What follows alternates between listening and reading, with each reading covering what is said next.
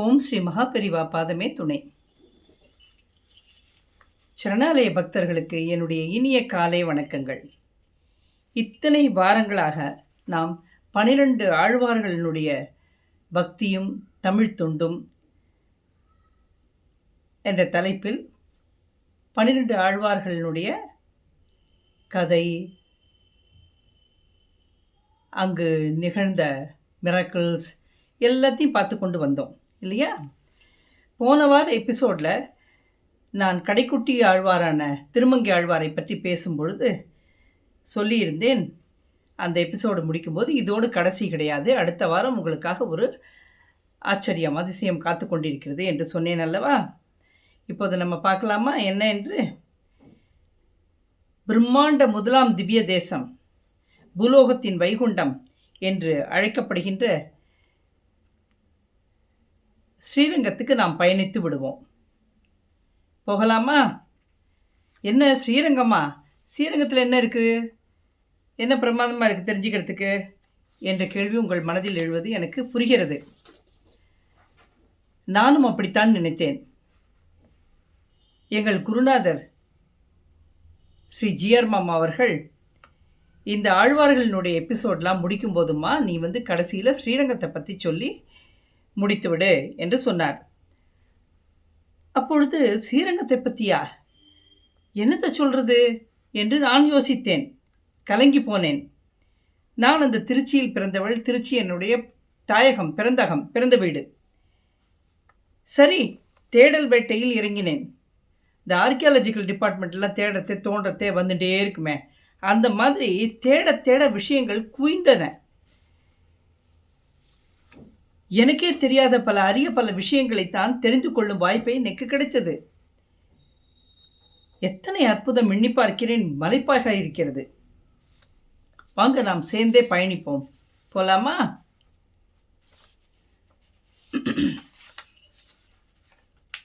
இந்த அரங்கம் என்ற சொல் அதனுடைய பொருள் ஆற்றிடை குறை என்று சொல்வார்கள். அதாவது ஆற்றின் இடையில் உள்ள ஒரு சிறு தீவு திட்டு என்று பொருளாகிறது. இங்கே காவிரி ஆறு இரண்டாக பிரிந்து கொள்ளிடம் காவிரி என்று இப்படியே ஓடிப்போய் நடுவில் அந்த ஸ்ரீரங்கம், பிறகு சேர்ந்து பே ஆஃப் பெங்கால், அதாவது வங்காள விரிகுடா எனப்படும் பே ஆஃப் பெங்காலில் போய் கலந்து விடுகிறது. இதில் பள்ளி கொண்டுள்ள பெருமாள் அரங்கநாதர், ஸ்ரீ ரங்கநாதர் என்று அழைக்கப்படும் பெரிய பெருமாள்.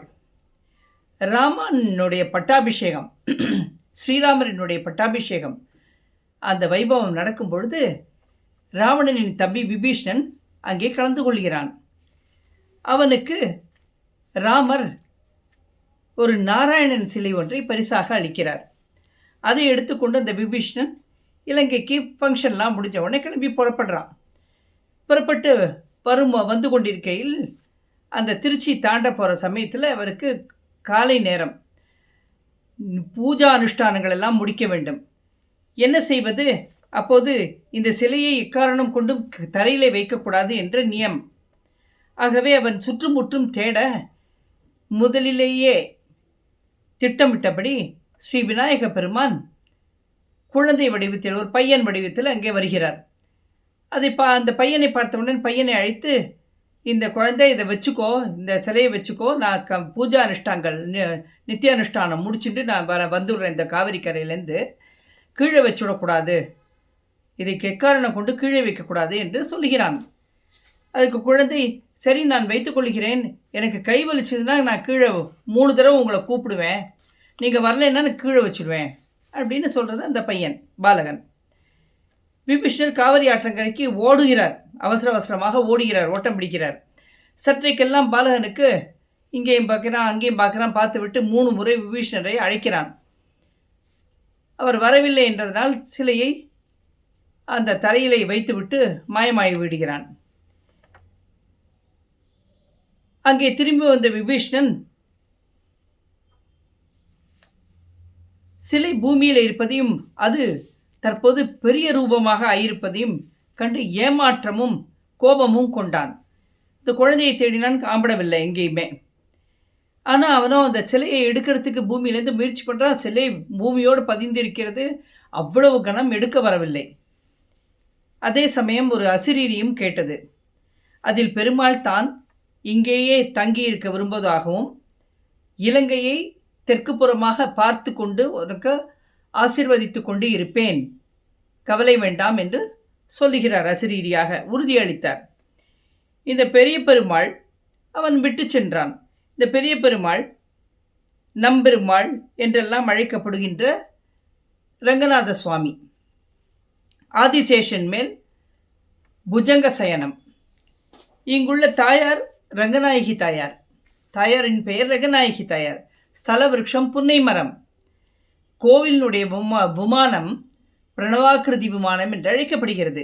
இந்த ஸ்ரீரங்கம் தானாகவே உருவாகிய ஸ்வயம்பக்த ஸ்தலம் என்று அழைக்கப்படுகின்ற 8 ஸ்தலங்களில் முதன்மையானது. அவை இந்த ஸ்ரீமுஷ்ணம், அது பேர் என்ன, நைமிச்சாரண்யம், பிறகு சாலக்கிராமம், திருவேங்கடம், தோதாத்ரி, புஷ்கரம் இவைகள் அடங்கும். இங்கே மதுரகவி ஆழ்வாரை தவிர மற்ற 10 ஆழ்வார்களும் ஆண்டாளும் ஆக 11 பேருமே மங்களாசாசனம் செய்வித்திருக்கிறார்கள். இந்த கோவிலுக்கு மங்களாசாசனம் என்பது அவர்கள் பாசுரங்களை பாடி வைத்திருக்கிறார்கள். பல்லாயிரம் பாசுரங்கள் பாடி வைத்திருக்கிறார்கள் இந்த கோவிலுக்கு. அத்தனை ஆழ்வார்களும் மங்களாசாசனம் செய்விக்கப்பட்ட ஒரே கோவில் எது என்றால் ஸ்ரீரங்கம்தான். இந்த பிரம்மாண்ட கோவிலினுடைய ஏரியாவை எப்படி சொல்கிறாங்க தெரியுமா? இந்த விஸ்தீரணம், கோயிலினுடைய விஸ்தீரணம் 156 ஏக்கர் என்று சொல்லப்படுகிறது. இந்த கோவிலினுடைய ராஜகோபுரம் 236 அடி பிரம்மாண்ட கோபுரம். 13 நிலைகளை கொண்டது, 13 கலசங்களையும் கொண்டது என்று சொல்லப்படுகிறது. இங்கே மொத்தம் கோயிலுக்குள்ளே உபதேவதைகளோட சன்னதியெல்லாம் இருக்கும் இல்லையா, அதை மொத்தம் 53 சன்னதிகள் இருக்கிறது. அப்பேற்பட்ட பிரம்மாண்ட கோவில். மொத்தமாக இங்கு அத்தனை பக்கம் நாலாபுர வாசல் எல்லாவற்றையும் சேர்த்தால் 21 கோபுரங்கள். மொத்தமாக இந்த கோவிலில் கோபுரங்கள் 21. இங்கு வருகின்ற கிளிப்பிங்கை பாருங்க. முடிந்தவரை ஒரு உயரத்திலிருந்து அது எடுக்கப்பட்ட காட்சி அது பாருங்க. இந்த ராஜகோபுரம் சமீபமாக கட்டப்பட்டது என்றால் உங்களால் நம்ப முடிகிறதா? ஆச்சரியமாக இருக்கிறது இல்லை? கோவில் இத்தனை பழமையானது, 1000 வருஷத்துக்கான கோவில், மிக மிக பழமையானது. ஆனால் அதற்கான ராஜகோபுரம் சமீபத்தில் கட்டப்பட்டது. இந்த ஸ்க்ரீனில் வரக்கூடிய அந்த ராஜகோபுரம் பிக்சர் டே லைட்டில் நைட்டில் எப்படி இருக்குது அப்படின்னு எடுக்கப்பட்டிருக்கிறது. அதையும் பார்த்து மகிழுங்கள். இந்த கோபுரம் கட்டப்படுவதற்கு முன்னால் இந்த இடத்தில் ஒரு முடிவு பெறாத ஒரு கோபுரம் ஒன்று எழுப்பப்பட்டு பாதியிலேயே தடங்கி நின்றுவிட்ட ஒரு அமைப்பு இருந்தது. அது நுழைவாயிலாக, இத்தனை பெரிய பழம்பெரும் கோவிலுக்கு, திவ்ய தேசத்துக்கு நுழைவாயிலாக இருந்தது. நானும் அதை சிறு வயதிலே பார்த்திருக்கிறேன். அதை பார்த்து வியந்திருக்கிறேன். இது என்ன இப்படி பாதியில் இருக்கே, கட்டளையே என்று. அதற்கு பேர் மொட்டை கோபுரம் என்றே சொல்வார்கள். ஸ்ரீரங்கத்து மொட்டை கோபுரம் என்று தான் பேர். மெயினாக அது எல்லாரும் என்ட்ரன்ஸ் எப்படி வச்சுருந்தாங்கன்னா கிழக்கு கோபுரம் வழியாக அதுதான் மெயினாக இருந்தது. தலைமை நுழைவாயிலாக இருந்தது. இது தெற்கு பார்த்த கோபுரம். இந்த தெற்கு பார்த்த கோபுரம் மொட்டை கோபுரம் என்று அழைக்கப்பட்டது. பழங்காலத்தில் ஒரு கதை ஒன்று சொல்லப்பட்டது. என்ன என்றால், தேவதைகள் எல்லாம் சேர்ந்து ஒரு நாள் ராத்திரி இந்த ஸ்ரீரங்கத்தை நிர்மாணித்து கட்டுகின்றார்கள். அவர்கள் பலவிதமான நிர்மாணம் செயல்கள், பல கோபுரங்கள் எல்லாம் கட்டி முடிக்கிறாங்க. கட்டி முடிச்சின்னு வரத்தே இந்த கோபுரம் கட்டுவதற்கு வரும்பொழுது விடிந்து விடுகிறது. அப்போ தேவதைகள் சென்று விடுகின்றன. ஆகையினால் அது பாதியிலே நிறுத்தப்பட்டது என்று ஒரு கதை ஒன்று உள்ளது. இதுவரை இதனுடைய புதிர் விளங்காமல் தான் இருந்து வந்திருக்கிறது. இந்த நிலையானது 1979 வருடம் வரை தான் இருந்தது. அதன் பிறகு அந்த பழம்பெரும் பிரம்மாண்டம், இந்த பாரம்பரியம் கொண்ட அகோபில மடத்தினுடைய 44வது ஜீயர் சுவாமிகள் தனது 85வது வயதில் தமிழ்நாடு கவர்மெண்ட்டுக்கிட்டேருந்து அரசாங்கத்திலிருந்து பர்மிஷன் அனுமதி பெற்றுக்கொண்டு இந்த கோபுரத்தை கட்ட துவங்குகிறார். அது ஒரு big challenge, very big challenge. 8 வருடங்கள் ஆகியது இந்த கோபுரம் கட்டுவதற்கு. 1987 25ஆம் தேதி மே மாதம் சம்ரோக்ஷணம் நடக்கிறது. மிக கடுமையாக உழைத்தார் ஜிஆர் சுவாமிகள். அந்த காலகட்டத்தில் ஜிஆர் சுவாமிகள் இங்கே ஸ்ரீரங்கத்திலேயே தங்கியிருந்தார். அகோபில மடத்துக்காரர், ஆனால் ஸ்ரீரங்கத்திலேயே தங்கி எல்லா வேலைகளையும் மேற்பார்வைகளையும் தானே பார்த்து கொண்டார். அவர் அந்த வயசில், தள்ளாத வயசில் லிஃப்ட்டில் ஏறி மேலே போய் இன்ஜினியர்களுடன் பேசுவார். அன்றாட ஒர்க்கு, அந்தந்த நிலைமைக்கான அந்தந்த ஒவ்வொரு நிலைக்கான வேலையும் பற்றி அவர்களுடன் கேட்பார். ஆராய்ந்து அவர்களுக்கு ஆலோசனை எல்லாமும் வழங்கி ரொம்ப தீவிரமாக அதை கண்காணித்து அதை முடித்தார். அவர் சொல்லும் பொழுது எப்படி சொல்லுகிறார் என்றால், இது அரங்கன் எனக்கு இட்ட கட்டளை என்று சொல்லுகிறார். அவர் அரங்கன் இந்த கோபுரத்தை நிர்மாணிக்க வேண்டும் என்று எனக்கு இட்ட கட்டளை என்று சொல்கிறார். பகவானுடைய கட்டளை என்று சொல்கிறார். பெருமாளினுடைய கிருபை பல பக்கங்களிலிருந்தும் பொருளுதவி குவிந்தன. ஆச்சரியத்தை பாருங்கோ, 1,70,00,000 செங்கல்கள் மொத்தம் உபயோகப்படுத்தப்பட்டது. 20,000 டன் மணல், 12,000 டன் சிமெண்ட், 20,000 டன் மணல், 12,000 டன் சிமெண்ட்ஸ், 8,000 லிட்டருக்கு பெயிண்ட் வண்ணங்கள், 130 டன்னுக்கு இரும்பு கம்பிகள், இத்தனையும் சேர்ந்த உருவம்தான் அந்த ராஜகோபுரம். அதனுடைய கனம், அதனுடைய வெயிட், கோபுரத்தினுடைய கனம் 1,28,000 டன். அதில் உள்ள இந்த 13 கலசங்கள் மேல் வைக்கப்பட்டிருக்கின்றன அல்லவா, அந்த ஒவ்வொரு கலசத்தினுடைய எடையும் 135 கிலோ.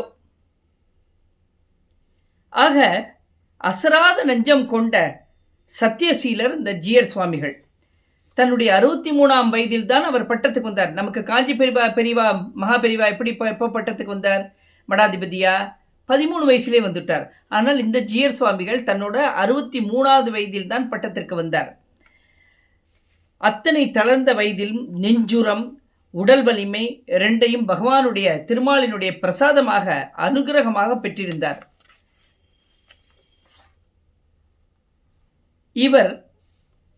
இவருடைய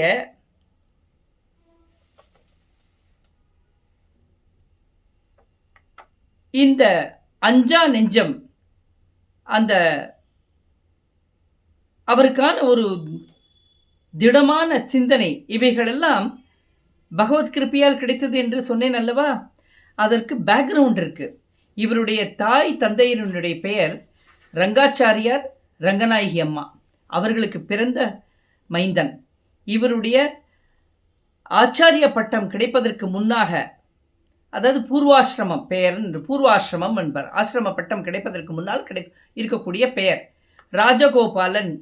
ராஜகோபாலாச்சாரியார் என்ற பெயராம் அவருக்கு. இவர் முக்கூர், காஞ்சிபுரத்து அருகே இருந்த முக்கூரை ஊராக கொண்டு வாழ்ந்து வந்திருக்கிறார். நம்முடைய குருநாதர், சரணாலயத்து குருநாதரனுடைய பேரும் ராஜகோபாலன் தானே. குருமார்களை அப்படித்தான் தெய்வம் தேர்ந்தெடுக்கும் போல் இருக்கிறது.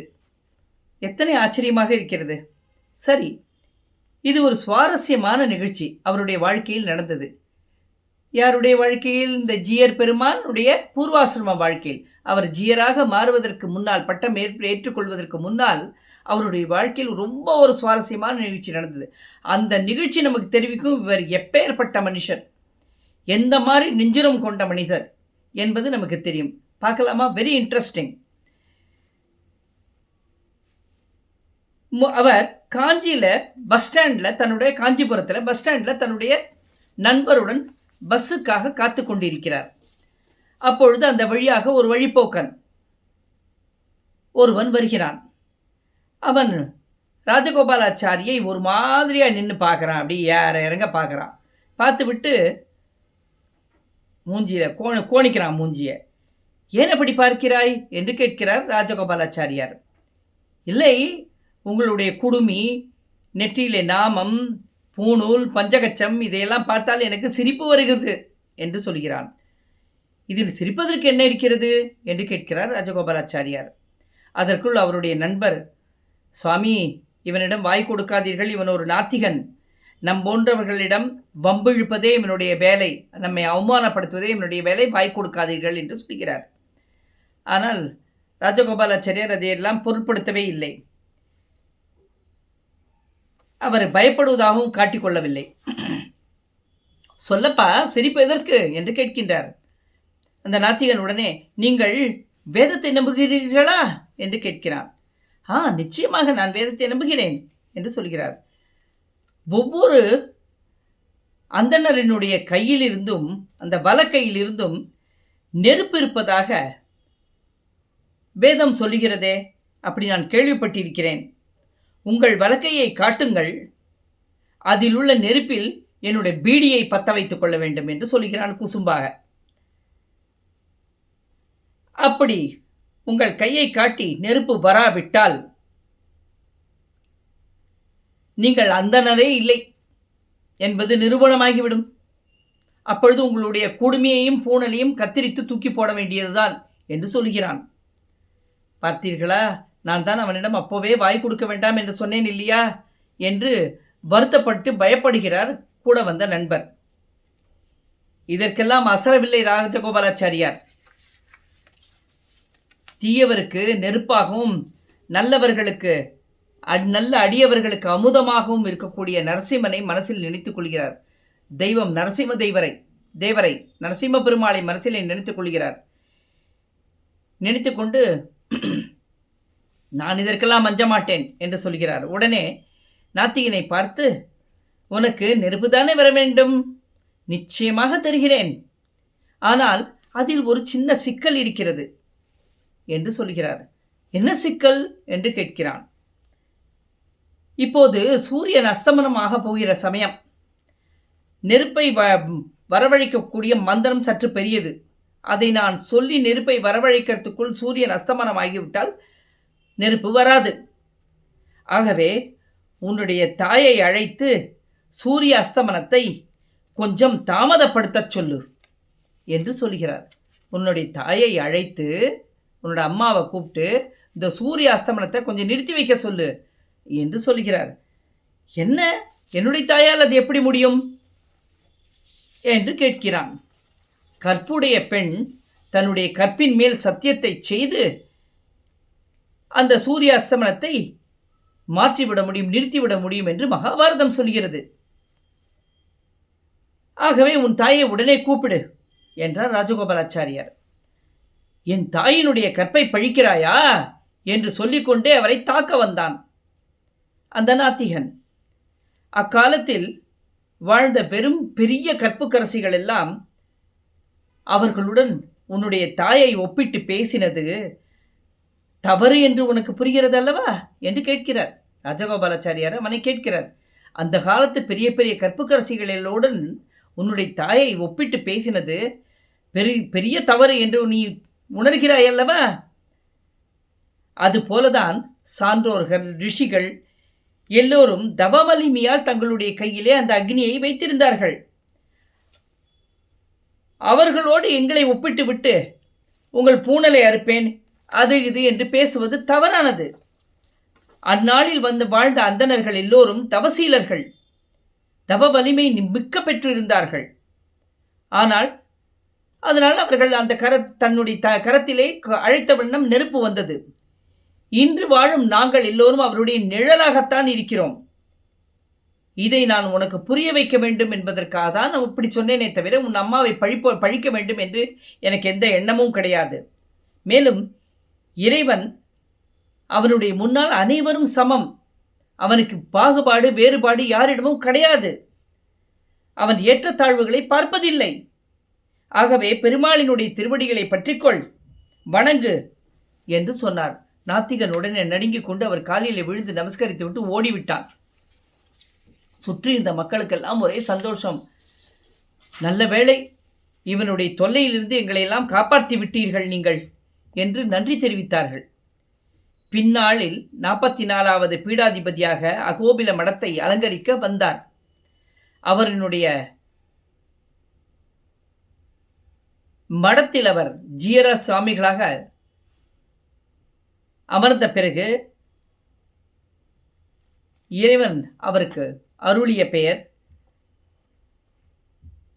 ஸ்ரீவன் சடகோப ஸ்ரீ வேதாந்த தேசிக யதீந்திர மகாதேசிகன் என்பது அவருடைய பெயர்.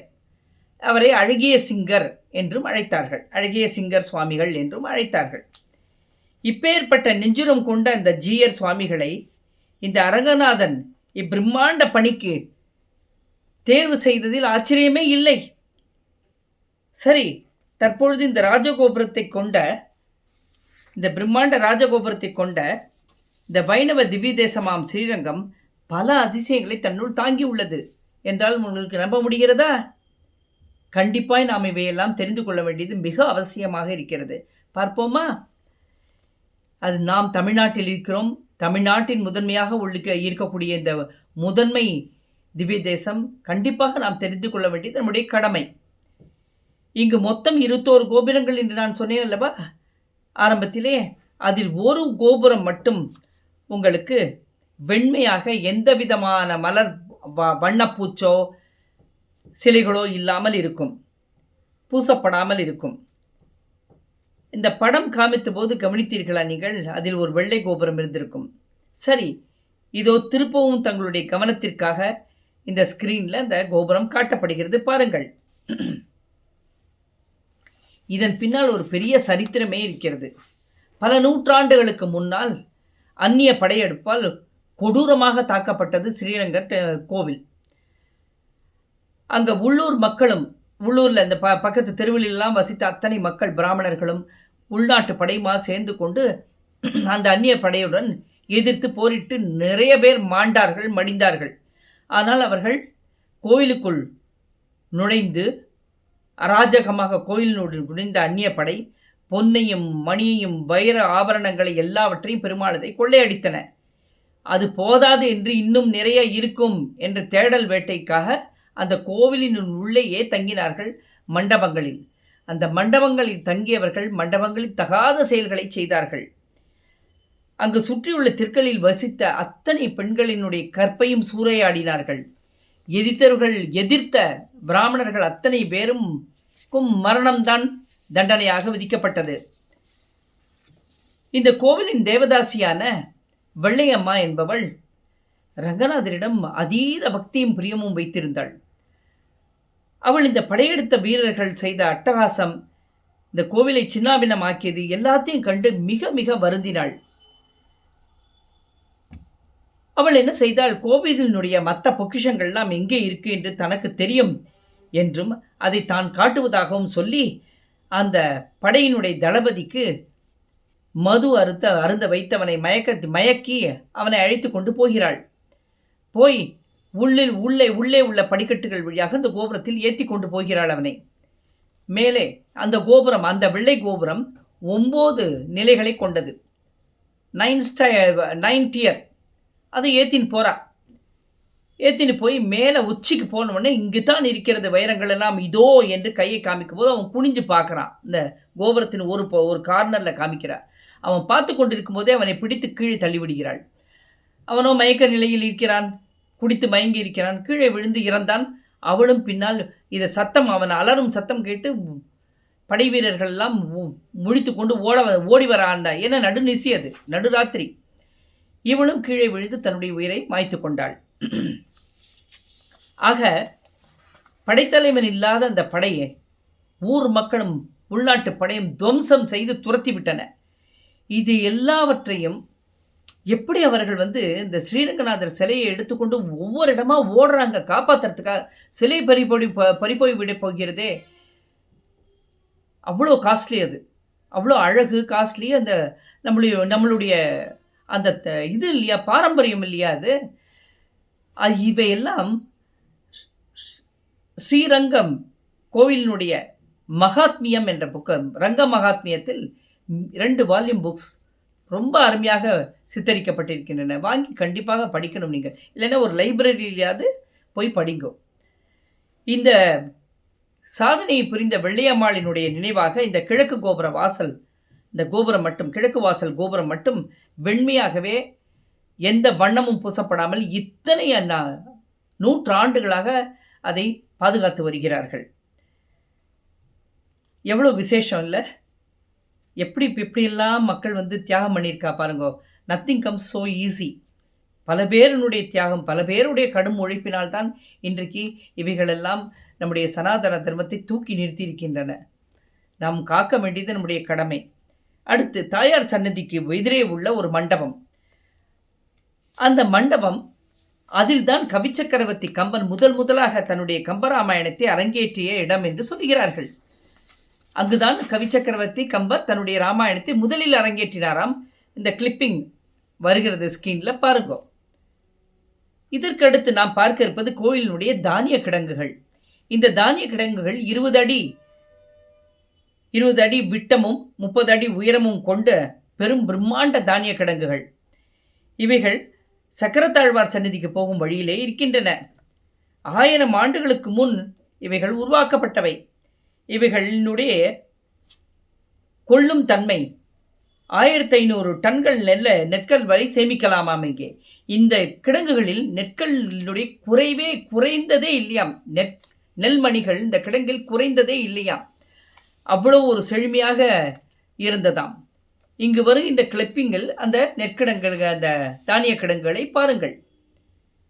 அடுத்து நமக்கு ஆச்சரியப்படக்கூடிய விஷயம் ஒன்று இருக்கிறது. ஸ்ரீ ராமானுஜர் தன்னுடைய 120வது வயதிலே தான் பிறந்த அதே ஆண்டான பிங்கள வருடம் மாசி மாதம் வளர்பிறை தசமி அன்று சனிக்கிழமை ஸ்ரீரங்கம் ஜீயர் மடத்திலே சித்தியடைந்தார். அவரினுடைய உடல் இந்த வசந்த மண்டபம் என்று சொல்லக்கூடிய இடத்தில், சக்கரத்தாழ்வார் சன்னதிக்கு எதிரில் இருக்கிறது, வைக்கப்பட்டு உள்ளது. உட்கார்ந்த நிலையிலேயே, பத்மாசன பொசிஷனில் உட்கார்ந்த நிலையிலேயே அவர் காட்சி தருகிறார். குங்குமப்பூ, பச்சைக்கல் பூரம், மேலும் பலவிதமான மூலிகைகளினுடைய பசையினால் பூசப்பட்டு பதப்படுத்தி வைக்கப்பட்டிருக்கிறது அவருடைய உடல். மிகவும் கண்கள் திறந்த நிலையில் அப்படி தத்ரூபமாக அமர்ந்திருக்கிறார்.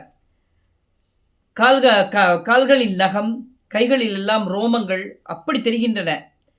அவற்றை நாம் பார்க்கலாம். 1137ஆம் ஆண்டில் இருந்து வைக்கப்பட்ட ஆண்டு 1137ஆம் ஆண்டு. அந்த வருஷத்திலிருந்து கிட்டத்தட்ட 900 வருடங்களாக மிக கெடாமல் பாதுகாக்கப்பட்டு வருகிறது. ஆச்சரியமான விஷயம் இது. தானான மேனி, தானாக உகந்த மேனி, தான் உகந்த மேனி என்று சொல்கிறார்கள். இதற்கு உடையவர் சந்நிதி என்று மேலே எழுதப்பட்டிருக்கும். இந்த சந்நிதிக்கு போக வேண்டிய வழியில், இந்த சந்நிதிக்குள் நுழையும் முன்னால் உடையவர் சந்நிதி என்று எழுதப்பட்டிருக்கும். சென்று தரிசிக்கலாம் நீங்கள். அடுத்து நமக்காக காத்திருக்கக்கூடிய இந்த அதிசயம் என்ன தெரியுமா? பெருமாளுக்கு அணிவிக்கப்படும் காலணிகள். பெருமாளுக்கு இங்கு காலணிகள் அணிவிக்கப்படுகின்றன. அந்த காலணிகள் 6 மாதத்துக்கு ஒரு முறை மாற்றப்படுகின்றன. ஏனென்றால் அதில் தேய்வு அடைந்து விடுகிறது, தேய்ந்து போய்விடுகிறதா.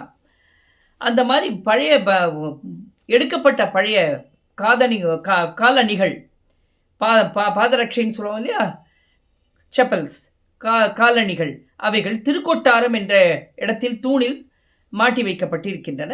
பழையவை. புதியவை செய்யும் பொழுது எப்படி பண்ணுகிறார்கள் என்றால், புதிய காலணிகள் செய்யும் பொழுது அதை வெவ்வேறு ஊரில் உள்ள, தஞ்சாவூர் பக்கத்தில் எங்கேயோ வெவ்வேறு ஊரில் உள்ள இருவருக்கு அந்த பணி கொடுக்கப்படுகிறது. அதை செய்பவர்கள் 48 நாள் பூர விரதம் இருந்து ரொம்ப நேமனிஷ்டியுடன் அதை செய்கிறார்கள். செய்து முடித்து வந்தால் பார்த்தால் 2ஓட கலர், 2ஓட டிசைன், அளவு எல்லாம் சேமாக இருக்குது. ஒருவரை பார்த்து கொள்வது கிடையாது. ஒருவர் இடது கால் செய்தால் இன்னொருவர் வலது கால் செருப்பை செய்கிறார், காலணியை செய்கிறார், பாதரட்சையை செய்கிறார். எப்பேற்பட்ட அதிசயம் பாருங்கள். இதெல்லாம் நமக்கு சாதாரணமாக சொன்னால் ஒருவரும் நம்ப மாட்டார்கள். ஆனால் இவை நிகழ்ந்த வண்ணம்தான் இருக்கிறது. அடுத்து பெருமாளினுடைய ஜொலிக்கும் கண்கள். அந்த ரங்கநாத பெருமாளினுடைய கண்களில் கோஹினூர் வைரத்துக்கும் மிஞ்சின ஒரு வசதியான வைரங்களால் ஆனது. அவற்றை இந்த அந்நிய படையெடுப்பின் போது திருடி சென்று விட்டனர். இப்பொழுது அந்த வைரங்கள் அங்கே இல்லை. அடுத்த அதிசயம் 5 குழி 3 வாசல் என்று சொல்வார்கள். தாயார் சந்நிதியிலிருந்து வரும்பொழுது 5 குழிகள், அவற்றில் 5 விரல்களையும் நம்முடைய 5 விரல்களையும் வைத்து தலையை தெற்கு பக்கமாக சாய்த்து பார்க்க பரமபத வாசல் தெரியும். ரொம்ப விசேஷம் என்று சொல்கிறார்கள். இப்படித்தான் தாயார் பெருமாளை பார்க்கிறாள் என்றும் சொல்கிறார்கள். இங்கே உங்களுக்காக வருகின்ற கிளிப்பிங் அந்த யாரோ ஒருவர் கோயிலில் வந்த ஒரு பக்தர் பார்த்து கொண்டிருக்கிறார். அப்பொழுது எடுக்கப்பட்டது, பாருங்கள். அடுத்து ரங்க விமானம். இது ஒரு சுயம்புவாக உருவான விமானம் என்று சொல்லப்படுகிறது. பொன்னால் வேயப்பட்டு ஓம் என்ற பிரணவ வடிவில் அமைந்துள்ளது. இந்த விமானத்தில் உள்ள பரவாசுதேவர் சிலையை கண்டிப்பாக நாம் தரிசிக்க வேண்டும்.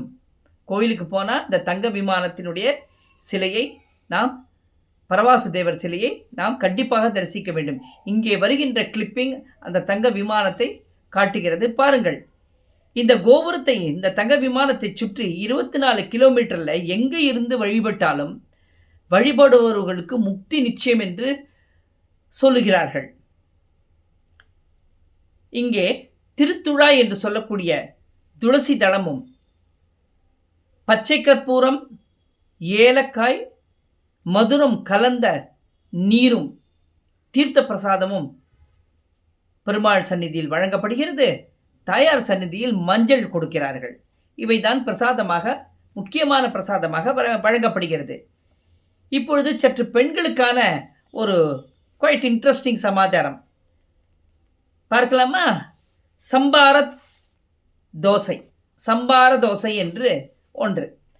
இந்த பெருமாளுக்கு பகல் 10 ராப்பத்து அந்த வைகுண்ட ஏகாதசி சமயத்தில் உற்சவம் வருகிறது இல்லையா, ராப்பத்து பகல் 10ன்னு, அந்த சமயத்தில் மட்டும்தான் இந்த சம்பார தோசை பிரசாதம் கிடைக்கும். இதை எப்படி செய்கிறார்கள் தெரியுமா? ரொம்ப ஆச்சரியமாக இருக்குது. அதாவது நான் சொல்கிறேன் பாருங்கோ. பச்சரிசி, கொண்டக்கடலை, எள், கருப்பு உளுந்து, கோதுமை, மொச்சை, துவரம்பருப்பு, பாசிப்பயிறு இவற்றை எல்லாம் சம அளவிலே எல்லாம் சேம் மெஷர்மெண்ட் நன்கு கலந்து களைந்து கழுவி 6 மணி நேரம் ஊற வைக்கிறார்கள். பிறகு கிரைண்டர் இதில் நல்ல வெளுமூண சாஃப்டாக அரைத்து கொள்கிறார்கள். அரைத்த பிறகு அது திரும்பவும் ஒரு 6 மணி நேரத்துக்காக புளிப்பதற்காக ஃபர்மெண்டேஷன் விடப்படுகிறது. அரைத்த பின் 6 மணி நேரம் கழித்து அந்த மாவை எடுத்து அதிலே மிளகு, சீரகம், சுக்கு பொடி இவற்றை நெய்யை காய்ச்சி அதில் போட்டு அதில் தாளிக்கின்றார்கள். தாளித்து பிறகு உப்பு போட்டு கலந்து கெட்டியாக வார்க்கிறார்கள், கனகனமாக வார்த்து கொடுக்கிறார்கள். இந்த பிரசாதம் இந்த சமயத்தில் தான் கிடைக்கும். அதனுடைய ருசியே தனி என்று பிரசாதம் உண்ட அத்தனை பக்தர்களும் சொல்கிறார்கள். என்றைக்காவது உங்களுக்கு அந்த பாக்கியம் இருந்தால் சென்று வாங்கி சாப்பிட்டு பாருங்கள். இல்லை என்றால் இப்போ நான் சொன்னேன் அந்த ரெசிபி, அதை வைத்து வீட்டிலே செய்து பாருங்கள். பற்பல அதிசயங்கள், பிரசாத செய்முறை எல்லாவற்றையும் பார்த்தோம் இல்லையா? இப்போ நாம் கடைசியாக தெரிந்து கொள்ள இருப்பது விஸ்வரூப தரிசனம். இது காலையில் ஒவ்வொரு நாள் காலையும் தவறாமல் 6 மணிக்கு நிகழ்கிறது. இது பெருமாளை துயிலெழுப்பி ஆராதனை செய்யக்கூடிய வழிபாடு. இந்த கோவிலில் மட்டும்தான் இப்படி நடக்கிறது. எப்படி என்றால் குதிரை, யானை, பசுமாடு இவை 3ம் வந்து பெருமாளிடம் நிறுத்தப்பட்டு அவைகளுக்கு பூஜை செய்யப்பட்டு பிறகு பெருமாளை எழுப்பிவித்து பெருமாளுக்கு ஆராதனை செய்யப்படுகிறது. இதை கஜ பூஜை, அஸ்வத பூஜை, கோ பூஜை என்று சொல்வார்கள். இந்த 3க்கும் பூஜை மிக அழகாக செய்கிறார்கள். அந்த பிரகாரத்தில் அந்த யானை, குதிரை, பசுமாடு எல்லாம் வரும் காட்சி, பூஜை முடிந்த பின் அவை திரும்பிச் செல்லும் காட்சி, இவற்றை பல இடையூறுகளுக்கு நடுவே எடுக்கப்பட்டது. உங்களுக்காக இப்போ ஸ்க்ரீனில் வருது, பாருங்கோ, பார்த்து மகிழுங்கோ. வேறு எந்த கோவிலிலும் இந்த 3 பிராணிகளையும் வைத்து நடப்பதில்லை பூஜை. இது மிக நீளமான எபிசோடு தான். ஆனால் இத்தனை விஷயங்களையும் தெரிந்து கொள்ள வேண்டும் என்றால் பகிர்வதற்கு டைம் எடுத்துக்கொள்ளத்தானே செய்யும். ஸ்ரீரங்கத்தினுடைய ஸ்பெஷாலிட்டியை ஒரு சிறந்த பதிவாக மகாபெரிவனுடைய கருணையினால் இது அமைந்தது என்று நான் சொல்வேன்.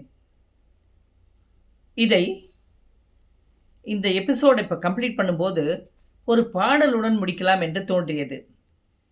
இது பெரிவாளினுடைய அனுகிரகம் என்று தான் சொல்லுவேன். ஏனென்றால் இந்த ஸ்க்ரீனில் வரக்கூடிய இந்த பாடல் கவனிங்கோ, இதை பாடியவர் கிரிக்கெட் வீரர் கிருஷ்ணமாச்சாரி ஸ்ரீகாந்தினுடைய தாயார். 10 வருடங்களுக்கு முன்னால் எப்பொழுதோ நான் ஒரு நேர்காணலில் இவரையும் ஸ்ரீகாந்த் அவருடைய தாயாரையும் வைத்து நேர்காணல் ஒன்று எடுத்திருந்தார்கள். அதிலே நான் கவனித்தேன் இந்த அம்மா பாடுறத. எக்ஸலண்ட்டாக இருந்தது. இந்த பாட்டு ஆக்சுவலாக வேதாந்த தேசிகர், நம்முடைய வேதாந்த தேசிகர், அந்த தேசிகர் பட்டம் எப்படி வாங்கினார் அவர்?